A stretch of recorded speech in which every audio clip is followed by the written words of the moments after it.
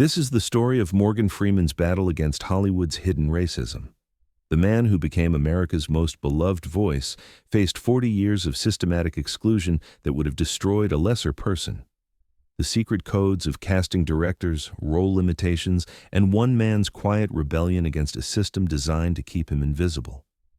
This is the dark truth beneath Hollywood's polished surface, how a supremely talented actor was systematically blocked simply because of the color of his skin. This is the story no one wanted to hear, but everyone needs to know. In 1967, Morgan Freeman sat in yet another waiting room, surrounded by other black actors competing for the same demeaning role. The casting notice had been clear. Looking for urban character must be authentic street type. Freeman knew what those words really meant. They wanted a stereotype, not an actor. This was Hollywood's secret language, a code designed to keep black performers in their assigned boxes while maintaining plausible deniability about racist practices.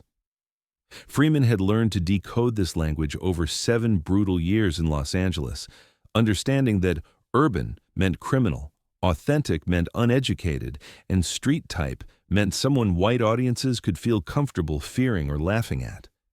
The system was elegant in its cruelty, using euphemisms to mask the systematic exclusion of black talent from meaningful roles. That particular audition was for a small part in a cop drama, the usual drug dealer role that seemed to be the only option available to black actors who weren't already established stars. Freeman watched the other men in the waiting room practice their lines, adopting exaggerated street personas that bore no resemblance to their real personalities.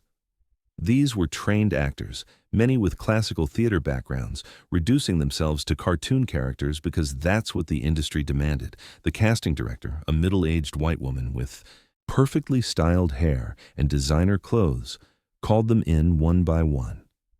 Freeman could hear fragments of conversation through the thin walls, directions to make it more ghetto, to add some street flavor, to perform in ways that reinforced every negative stereotype about black men. When his turn came, Freeman entered the room with quiet dignity. The casting director looked up from her notes with barely concealed irritation. "Morgan Freeman? You don't look right for this part." She hadn't heard him read, hadn't asked about his experience, hadn't given him any chance to demonstrate his abilities. His appearance alone, too dignified, too intelligent, too human, disqualified him from playing a character that existed only to make white characters look heroic by comparison. This wasn't unusual. It was the standard experience for black actors in 1960s Hollywood, a systematic process designed to ensure that black characters remained one-dimensional stereotypes that reinforced rather than challenged racist assumptions. Freeman had encountered this pattern hundreds of times, but it never stopped being painful. The rejection wasn't about his talent or his preparation or his suitability for the role. It was about his refusal to perform the degrading pantomime that Hollywood expected from black actors.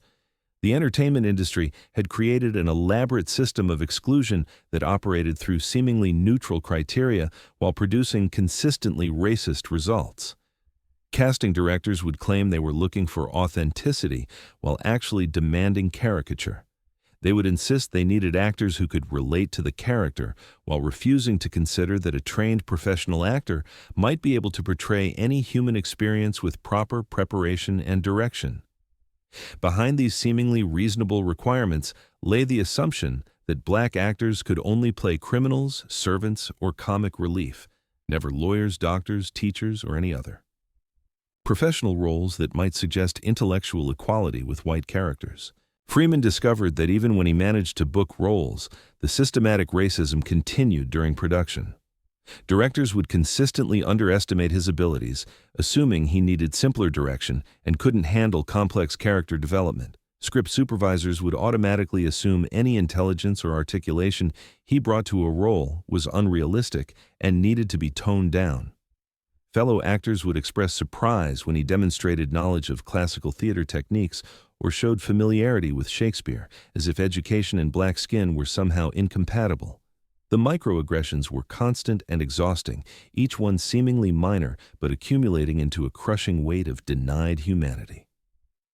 Makeup artists would often lack the skills or products to properly light and photograph black skin, resulting in performances that looked muddy or indistinct on screen. Costume designers would default to stereotypical urban clothing choices regardless of the character's background or profession. Cinematographers would use lighting techniques that flattered white actors while making black performers appear shadowy or indistinct. These technical failures weren't accidents. They reflected an industry built around white performers that treated black actors as afterthoughts or obstacles rather than equal professionals deserving of proper support. The financial structure of Hollywood reinforced these exclusionary practices through seemingly neutral business decisions. Studios would argue that black actors didn't sell internationally, ignoring the circular reasoning that prevented black performers from building international recognition in the first place.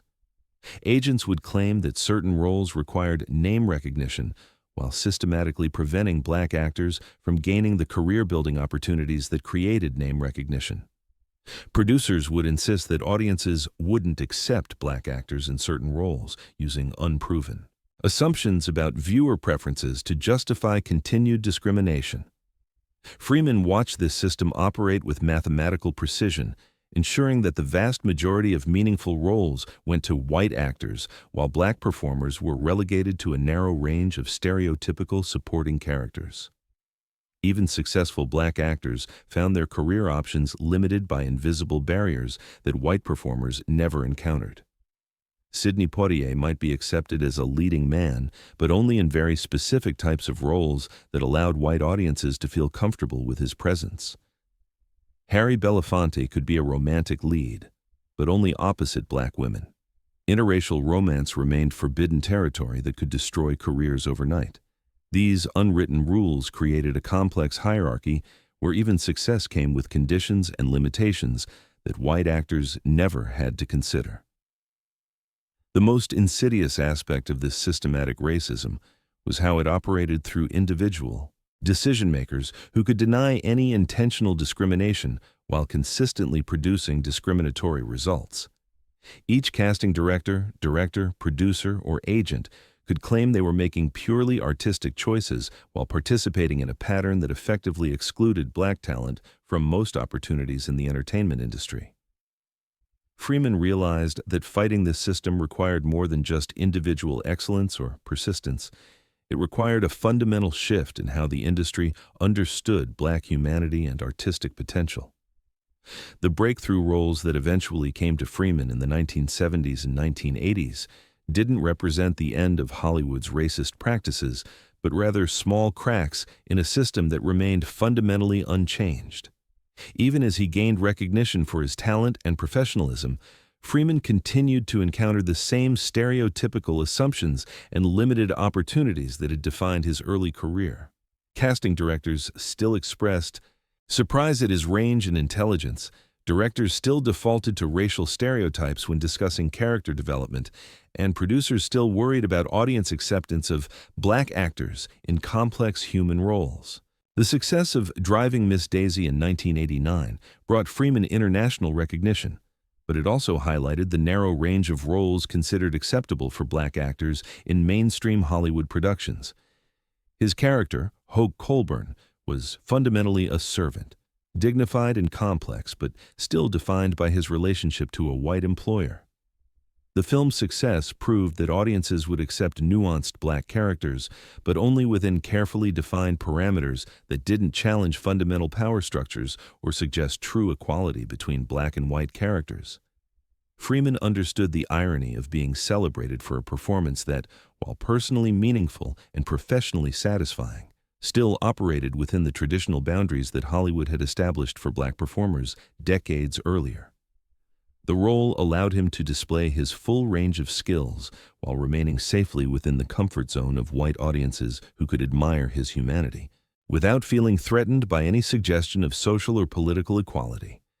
Even as Freeman's career reached new heights with films like The Shawshank Redemption and Seven, he remained acutely aware of the systematic barriers that continued to operate in Hollywood. Young black actors still faced the same limited options and stereotypical assumptions that had defined his early career. Casting directors still operated from the same playbook of racial coding and exclusionary practices, just with slightly more subtle language and more elaborate justifications for discriminatory decisions.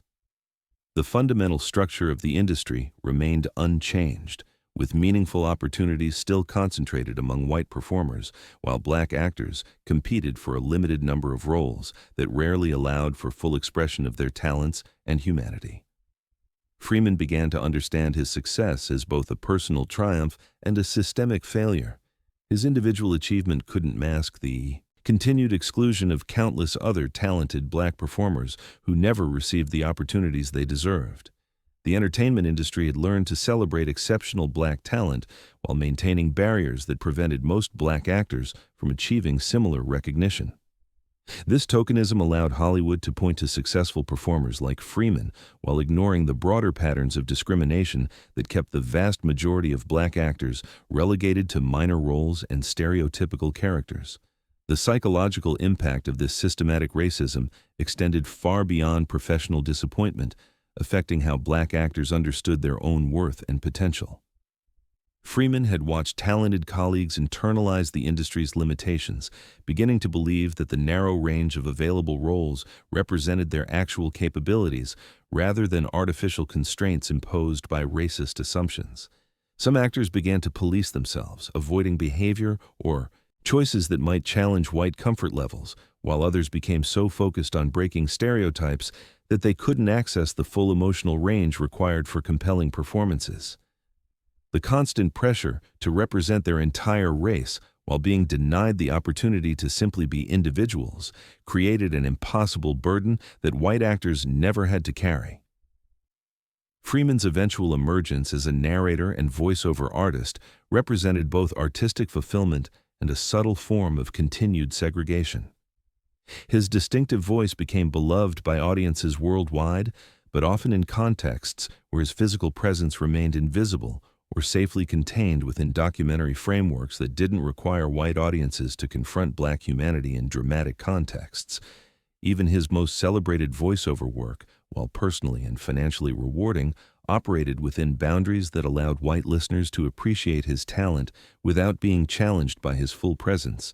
As a black man with complete human complexity and agency, the mentorship roles that defined much of Freeman's later career, playing wise father figures and spiritual guides, represented both progress and limitation in Hollywood's treatment of black actors. These characters allowed him to display his full dignity and intelligence while remaining safely within archetypal boundaries that posed no threat to white protagonists or audiences. The magical Negro trope, as scholars would later identify it, provided black actors like Freeman with more complex roles while still defining them primarily in relation to white characters' journeys of growth and discovery.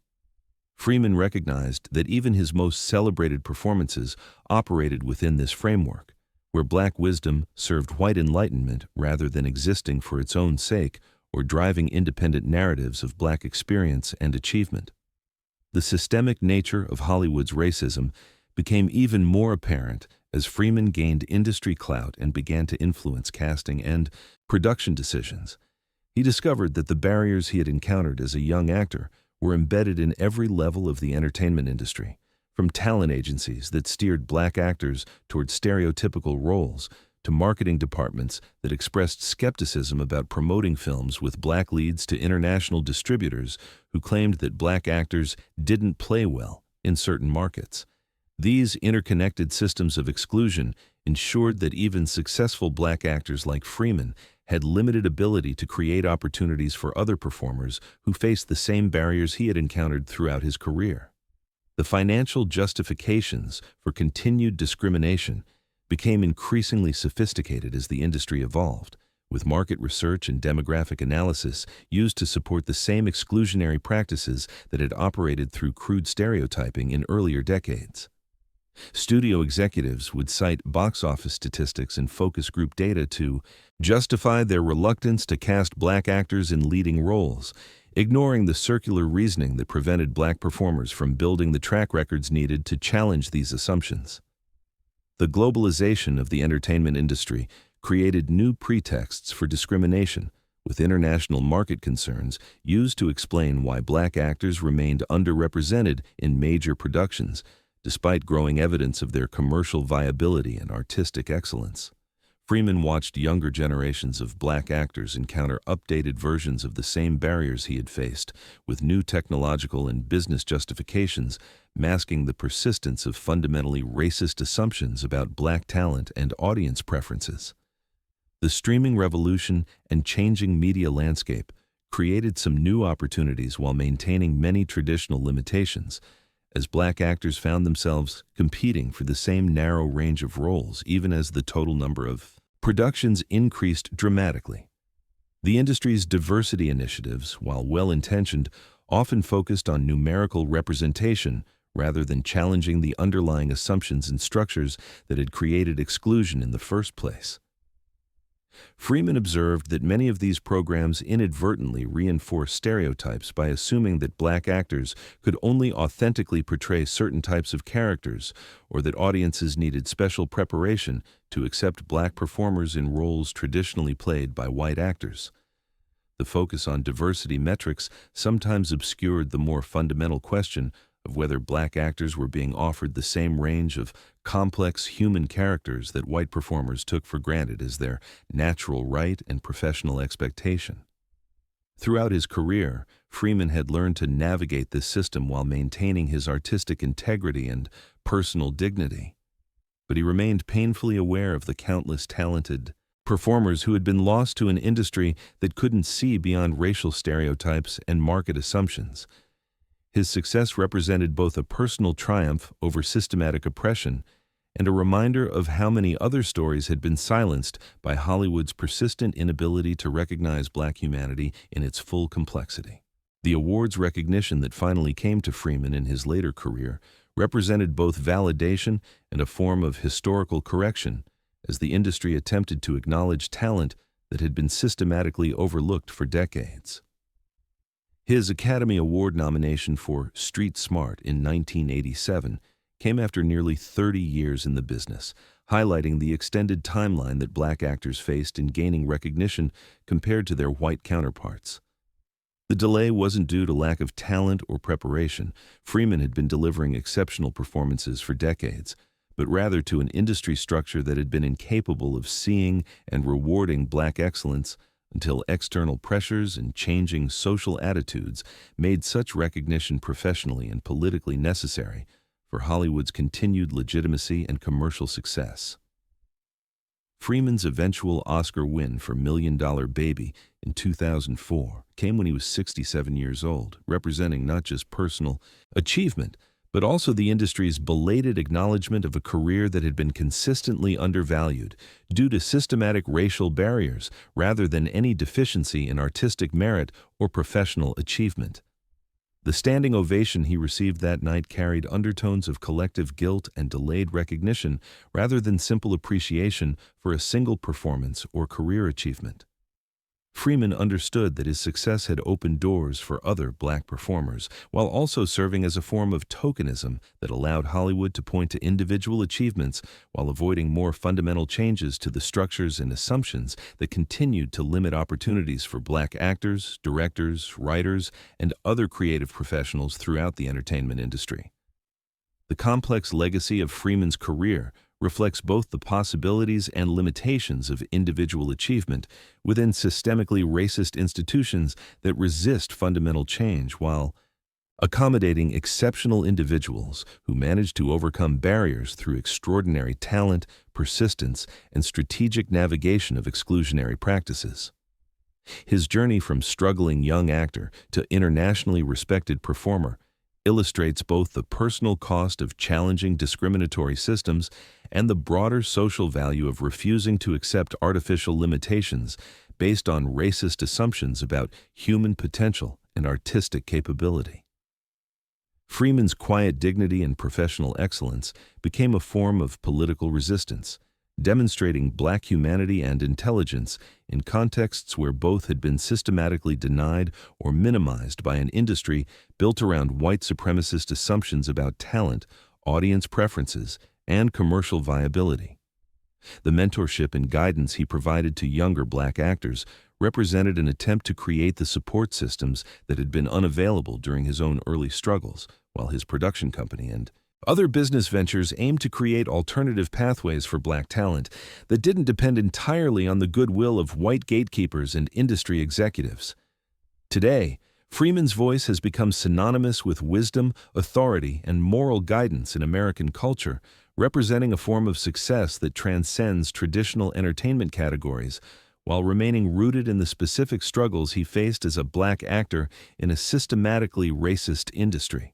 His ability to project dignity and intelligence despite decades of demeaning roles and exclusionary practices represents a triumph of individual character over institutional oppression, while his continued advocacy for young black performers acknowledges that systemic change requires sustained effort across multiple generations, rather than relying on exceptional individuals to overcome barriers that should never have existed in the first place.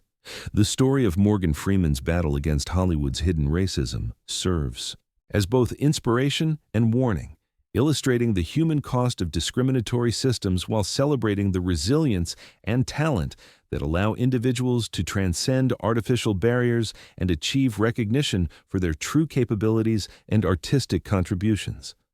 His legacy reminds us that progress requires both individual excellence and collective commitment to dismantling the structures that prevent talent from being recognized and rewarded regardless of race, background, or other irrelevant characteristics that have historically determined opportunity in America's entertainment industry and broader society.